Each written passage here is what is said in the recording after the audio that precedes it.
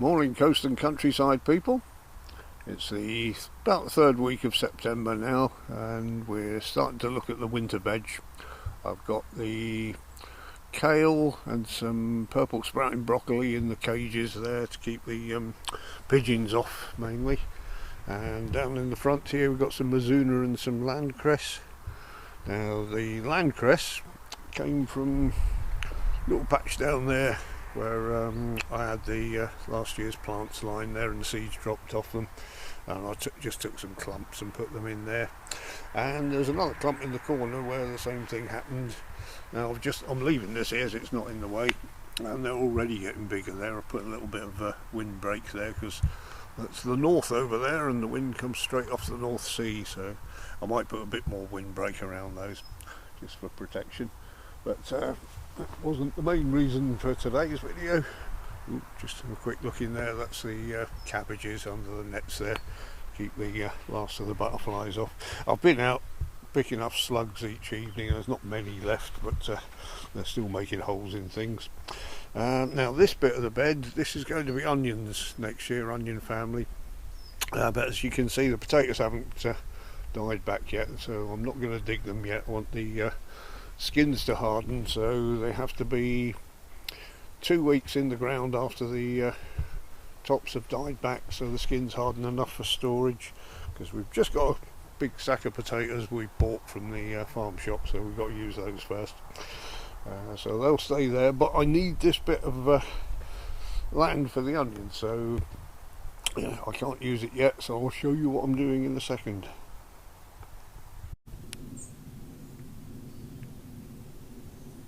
We're in the pudding tunnel now, so it's a bit more sheltered, and down here these are this year's Maincrop onions, and I know they don't look like it, and they're pretty awful. So it's been an awfully dry summer. We only had 1.5 inches of rain, and they just didn't come to anything despite watering.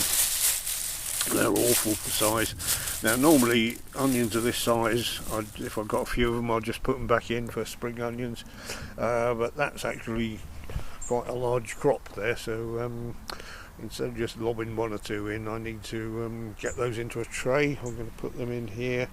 So what they need to do is they need to be making root growth now, otherwise they won't turn into spring onions. So I'll just tidy those up and we'll come back to that in a second.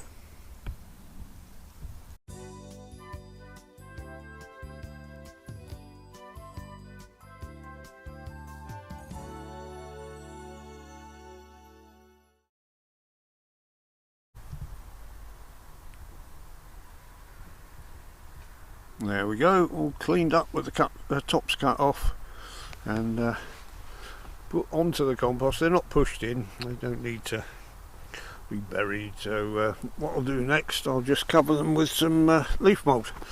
I won't do it all now, just showing you. Just bury those all over and then give it a good soak.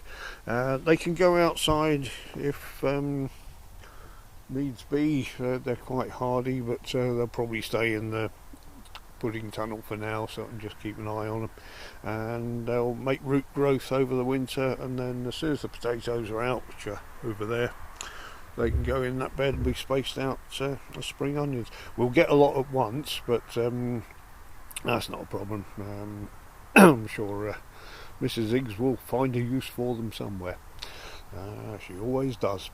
And in the background we've got tray of spring onions I grew from seed. They're in the big root trainers, so they can go straight in at the same time. Hopefully they'll come on at slightly different times to the ones I'm just planting out. I say each one of these will divide into 2 or 3 separate spring onions. They're like sets, but they don't want to make bulbs. All they want to do is go to seed now, so that should be great. And at the back we've got a few leeks which I planted earlier. Didn't get those in at the right time, but I just put them in anyway. So and again they're in root trainers, so they can go out. So right, that's that bit sorted. Quick look round the rest of the pudding tunnel. The slug traps I've put out are working fantastic, as you can see. The hedgehog biscuits I put out there remaining untouched overnight.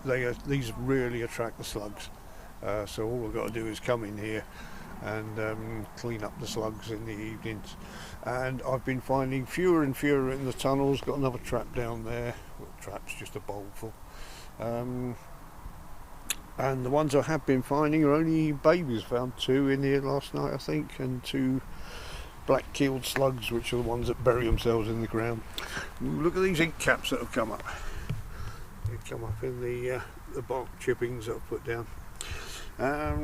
These are spare purple sprouting and a couple of kale plants in there. I'll just put them in case anything goes wrong with the other ones like pigeons.